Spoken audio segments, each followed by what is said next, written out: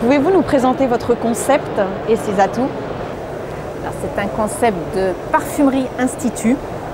Donc on est peut-être un des seuls acteurs aujourd'hui à continuer à faire de la beauté en franchise et on le fait, et je pense qu'on le fait bien puisqu'on est toujours vivant au bout de 30 ans.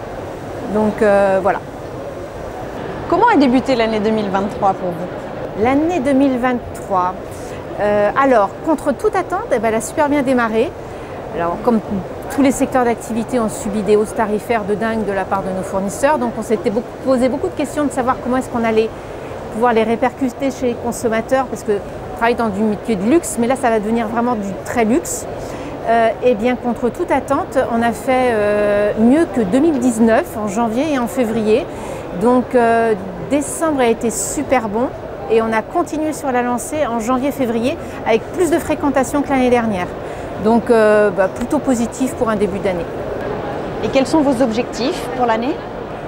Alors les objectifs pour l'année, en nombre de développement, on est toujours sur une même tendance. On reste un des seuls réseaux qui ouvront des magasins en beauté sur la France. Nos concurrents n'en ouvrent plus. Nous, on reste l'acteur le plus dynamique. On va en ouvrir à peu près une dizaine cette année, aussi bien du réseau intégré que du réseau de franchise. Donc c'est plutôt une dynamique assez exceptionnelle par rapport à nos concurrents.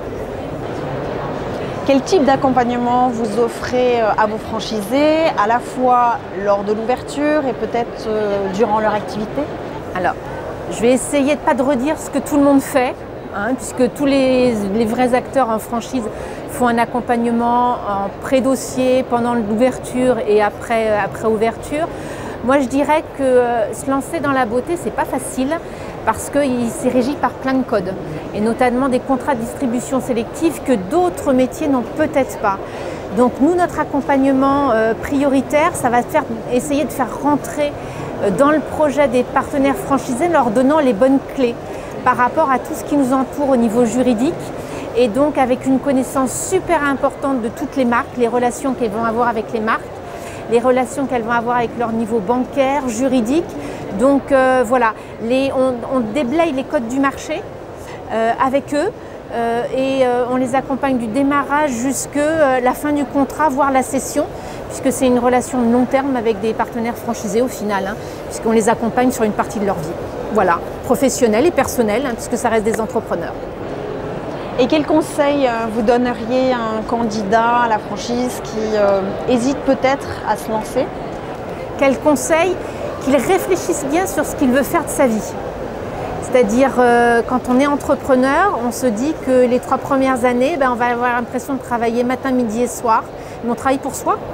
On travaille peut-être sans salaire la première année. Donc, il faut bien réfléchir à qu'est-ce qu'on veut bâtir, qu'est-ce qu'on a envie de créer dans sa vie professionnelle et personnelle, qu'est-ce qu'on a envie de mettre à côté. Donc de bien réfléchir à ce qu'on veut faire, de bien réfléchir à, c'est pas parce que j'aime me parfumer avec un parfum que je veux me lancer dans le parfum. Donc est-ce que j'ai vraiment envie d'être dans ce secteur d'activité pendant 7 ans, puisque c'est en gros un contrat de franchise qui dure entre 5 et 7 ans, voire 9 ans. Donc de bien réfléchir, de se lancer avec les bonnes clés, de prendre le temps de se décider, de poser tout ce qu'il faut se poser comme question, donc avec qui j'ai envie de me lancer, qui c'est qui est encore présent dans le marché au bout de deux décennies, dont ceux qui savent faire, et puis où est-ce que je veux me lancer avec une bonne étude de marché et avec un business plan vachement établi. Et pourquoi cette personne devrait se lancer en franchise à vos côtés? Se lancer en franchise, c'est se dire que je vais bâtir quelque chose pour moi, je vais bâtir quelque chose pour les autres aussi. Donc je vais être entrepreneur, mais je vais être entrepreneur avec un accompagnement plus de quelqu'un qui sait faire. Donc je ne suis pas tout seul, je bâtis pour moi effectivement, mais je suis super accompagnée par quelqu'un qui sait faire et qui sait faire dans le secteur d'activité que j'ai choisi. Donc se lancer tout seul aujourd'hui, je pense que c'est un risque. On est entouré de plein de facteurs anxiogènes tout autour de nous. Et ça rassure de se lancer finalement en franchise avec des gens qui sont éprouvés sur ce que je veux faire depuis 30 ans finalement.